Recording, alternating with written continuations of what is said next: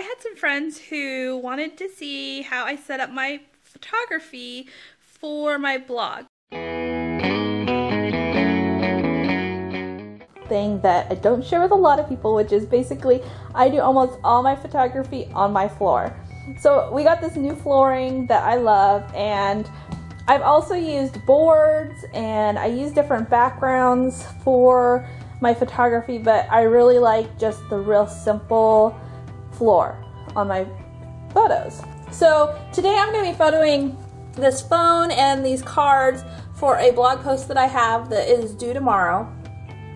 Now the trick with this one is that the phone is reflective, so I'm going to have to play with that a little bit. I do this right in front of my glass door where we have sunlight coming in, and I believe that is west. So out that way is west, and it's about afternoon, late midday. It's actually about midday. I find that I cannot photo here early morning. The light's not quite right. So I have to wait for the light to start coming into my backyard to be able to get the light to come through the window really well. Now, if the light is really bright, I have these really nice shears that I use, and I just pull those down so that it cuts the light so it's not too bright. And then now I am starting to use this little board that I got at the Dollar Tree, and I use this to reflect the light towards the items, so it just makes it a little bit brighter. This is really helping me in the winter. In the summer I don't usually need it because I don't get a lot of direct sun, so I don't get a lot of shadows, but I need it in the winter because I don't get a lot of light through the windows. It's not overcast like it usually is in Oregon, so this is going to be a great example of a sunny day.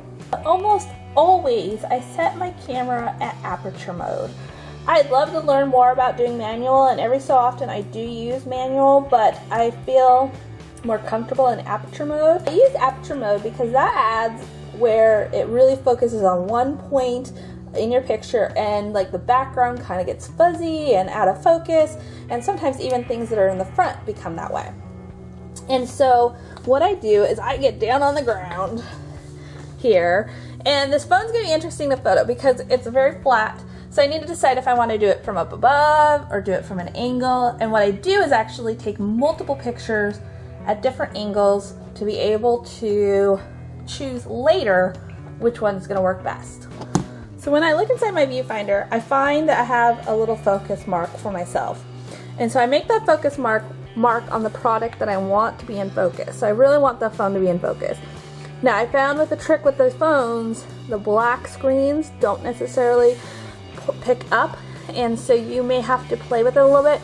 You can force it to stay in focus by holding your button down halfway on another point that's close to where you're wanting to focus, and use that and then recenter everything so that the camera is, or the phone is still in focus just like you want, but you have to get everything slid back into the area that you want it.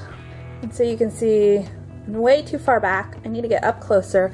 You want to really fill your photo with the product. So I would recommend coming in like this on the product. Now for my photos for my blog, I need to have a little bit of space up here where I put the title of the post on it. And so sometimes I will focus on the phone, get it focused, get it ready for focus, and then bring it up a little bit so I have that space for the wording that I need to add to the photo. So I just took a couple photos, and you can see I definitely got up more close, and I took a couple different angles. Now this is a pretty simple picture just because, I mean, I only have a few things in here and they're pretty simple looking.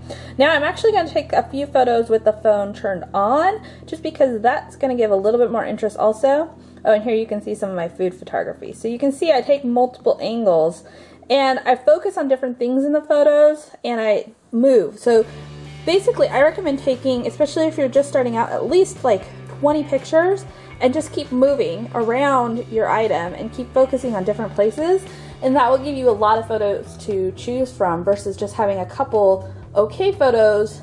You might actually find the photo.